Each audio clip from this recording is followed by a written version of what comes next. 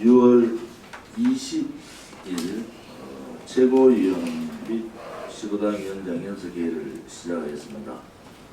6월은 호국 보훈의 달이고 우리 공화당에서도 6월 오늘 오후 3시에 프레스센터 20정 프레스클럽에서 6.25 72주년 구국 세미나를 개최를 합니다. 오늘 6월 20일 구국 세미나에는 허평한 대표님께서 주제 강연이 있으시고 이주천 연구원장께서 사회를 보시고 자정으로, 그리고 남강규 고대 교수, 그리고 김훈광 우리 탈북 지식인 NK 지식인 연대 대표, 그다음에 서정우 법무법인 민주 변호사, 이렇게 패널로 참여하셔서 한 2시간 가까이 프레스센터에서 세미나를 개최합니다. 보수 정권이 들어와서 소위 윤석열 정권이 본인들이나 일반 국민들은 보수 정권 정권 교체를 했다 이렇게 보지만은 6월 호국 보훈의 달에 안보 부분이나 국방 부분에서 변화는 많이 하고 있다고 봅니다. 단지 하나 각 시민단체 혹은 각 정당에서 보수 정당에서 이런 세미나나 이런 부분에 대해서 전혀 6.25에 대한 부분들을 얘기하지 않는 것은 대단히 문제가 있다 이런 겁니다.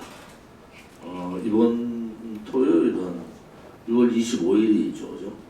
우리 6.25 전쟁 72년 되는 토요일 날은 오전 10시에 현충원 참배를 하고 오후 1시에 그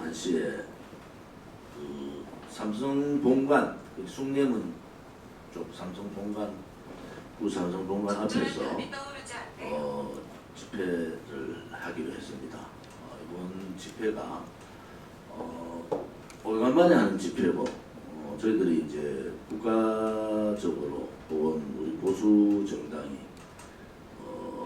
꼭 지켜야 될 그런 집회 내용들은 저희들이 제대로 시행을 하고자 합니다. 6.25 전쟁은 아무튼 북한의 김일성과 소련, 그다음에 스탈린, 중국의 모택동, 이렇게 해서 한반도를 적화시키겠다는 그러한 침략 전쟁이고 분명한 이념 체제 전쟁이었습니다. 대한민국 국군과 또 16개국의 유엔 참전국들, 또 의료 지원, 물자 지원국들의 힘입어서 대한민국을 지키고 승리할 수 있는 그러한 전쟁이 되었다. 아시다시피 아직 그 정전 선언이 되어 있는 그런 정전 상태인 것이고, 박정희 대통령 각하와 북한 김일성의 체제 전쟁은 아직 끝나지 않았다. 저는 그렇게 보고 있습니다. 이 체제 전쟁에서 이기지 않으면은 대한민국은 북한에 의한 적화될 가능성이 대단히 높지 않느냐. 우리 국민들이 문재인 좌파 독재 정권 5년, 좌파 정권 15년간을 우리가 보면서 과연 좌파 정권이 들어와서 어떤 나라의 변화가 있었는가, 이런 부분에 대해서 굉장히 고민하실 때가 됐다. 그것은 박정희 대통령께서 5.16혁명 공약 제1번에 나오는 반공을 국치로 한다 라는 그 부분들이 지금 대한민국에서 가장 필요한 가치인 거 아닌가 라는 생각도 해봅니다. 우리가 촛불 쿠데타 세력들, 또 문재인의 5년에 의한 좌파 독재 세력을 겪으면서 대한민국에 얼마나 많은 자생적 공산사회주의들이 많은가. 그리고 우리가 상상할 수 없는 그런 모습들을 목도를 했지 않습니까? 그래서 6.25 72년을 맞는 오늘 이번 주 오늘 세미나와 이번 주 6.25 집회에서 당연히 어려운 상황에서도 이렇게 꼭 집회를 하는 이유는 6.25가 정말 우리 국민들한테 남기는 또 국민들한테 깨우치는 그러한 날이 되기를 바랍니다. 윤석열 정권 들어와서 뭐 이런저런 안보 부분에 있어서의 변화는 분명히 있습니다. 단지 문재인 정권에서 했던 4.27 판문점선언, 9.19 군사합의, 중국에 대한 굴욕적 산불 정책 이러한 부분에 대한 확실한 선을 긋고 이러한 부분을 폐기하고 새로운 그 좌파 정권이 아니라 우파 정권의 모습을 나타내야 되는데 호국 보훈의 달에 텔레비에 나오는 것은 뭐 김건희 여사 얘기만 나와요. 대통령 된 지 한 달 됐는데 차기 대통령 후보가 벌써 나오고 있고 그냥 이제 망조로 가고 있다. 나라의 근간이 뒤흔들어지고 또 다른 문재인 때 했던 그런 그 붉은 적폐가 아니라 국가의 운영이나 국가의 가치 그런 국민들의 가치관을 흔드는 그러한 일들이 빈번하게 벌어지고 있다. 그런 부분에 있어서는 보수의 가치에도 맞지 않다. 그렇게 보고 있습니다. 오늘 긍정, 부정, 대통령 한 달 지난 지금 긍정, 부정 상황을 이렇게 보는 입장에서 보면은 50%가 되지 않는 취임 이후에 한 달 가까이 이제 40일 정도 됐는데 긍정, 부정의 상황들이 50% 밑으로 떨어진다는 것은 역대 정권에서 보지 못했던 그러한 상황들입니다. 국민들은 지금 기본적으로 코로나 몇 년 동안에 고통받았던 그 고통에서 벗어나지 못하고 삼고 현상이라고 하죠. 고물가, 고임금, 고금리, 고환율 뭐 이러한 부분 삼고 현상에다가 지금 경제 상황에서 가장 나쁜 상황인 스태그플레이션 물가는 오르는데 경기가 돌지 않는 그러한 스태그플레이션 현상이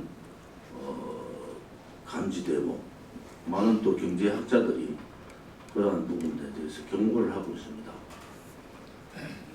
그런데 국회는 국민들이 선택을 했죠. 양당에 대한 고착화를. 국회는 지금 21일상 완전히 문을 걸어 잠그고 있습니다. 그것은 뭐 국민의 선택이기도 하지만 우리 공화당에서 지속적으로 경고했던 부분입니다. 양당의 폐해가 직접적으로 국민들 생활을 피폐하게 만들고 있다. 전 세계가 지금 이 경제 위기에 대해서 여야를 막론하고 전 세계 정치 지도자들이 머리를 맞대고 이 경제 위기를 어떻게 돌파할 거냐 고민을 하고 있는데 대한민국의 국민들이 뽑아준 국민의힘 여당과 더불어민주당 야당의 진흙탕 쓰레기 싸움을 언제까지 지켜봐야 되는가? 더불어민주당은 의회 정치의 신뢰를 완전히 잃어버린 겁니다. 국회의장, 법사위원장까지 더불어민주당 다 장악하겠다고 하는 것은 대단히 잘못된 거다. 본인들이 여당일 때 여당으로 정책을 제대로 수행하기 위해서는 뭐 다 장악해서 하겠다고 했는데 법사위원장 넘겨주기로 해서 넘겨주는 게 맞죠. 또 국민의힘에 지금 문제되는 그 장관 후보 두 사람 뭐 그렇게 중요합니까? 정치력을 발휘해서 조율을 해가지고 문제 있는 장관 두 사람 사퇴시키고 법사위 더불어민주당 법사위를 국민의힘에 넘기고 민생에 전념해야 되지 않습니까? 여당 대표의 성상남 문제가 온 신문을 도배하고 대통령 영부인이라는 여사의 내용이 검색이 대통령보다 더 많이 나오는 나라. 대통령이 되고도 대통령 영부인의 팬카페가 주도적으로 언론에 나타나는 이런 현상들은 도저히 이해할 수 없는 현상들 아니겠습니까? 그것은 뭐냐? 견제를 해야 될 국회의 기능이 마비됐다는 겁니다. 우리 공화당은 양당 포착하에 폐해가 국민들한테 직접적으로 갈 거라고 얘기했고 양당을 견제할 수 있는 제3의 정당이 있어야 되지 않겠습니까? 다음 총선도 마찬가지입니다. 국민의힘이 140석 얻고 우리 공화당이 20석 얻는다고 무엇이 잘못되겠습니까? 견제 기능이 되고 그들의 오만한 쓰레기 정치를 없앨 수 있는 깨끗한 정치를 할 수 있는 국민에게 희망을 줄 수 있는 그러한 정당 구조가 돼야 되지 않겠습니까? 양당이 저렇게 싸우면은 누군가는 나서서 조율을 하고 누군가는 이 돌파를 해줘야 되는데 이 돌파를 하지 않고 그냥 저렇게 국민들은 코로나에 피폐해지고 또 삼고 때문에 스태그플레이션의 공포에 지금 사회가 있고 돈을 지금 주머니를 다 닫아버리는 그러한 상황이 와 있지 않습니까? 이제 우리 국민들께서 이러한 그 양당 정치에 대한 폐해가 국민들한테 직접적으로 큰 영향을 미친다라는 그러한 인식들을 해주셔서 좀 변화를 좀 이끌어가는 그러한 사항들이 되었으면 좋겠습니다. 코로나 때 그렇게 뭐 국민 얘기하던 윤석열 정부의 윤핵관은 뭐고 또 김건희 여사의 팬클럽은 뭡니까? 그거 하나도 시정하지 못하는 대통령이 자질 같으면 왜 대통령을 했습니까?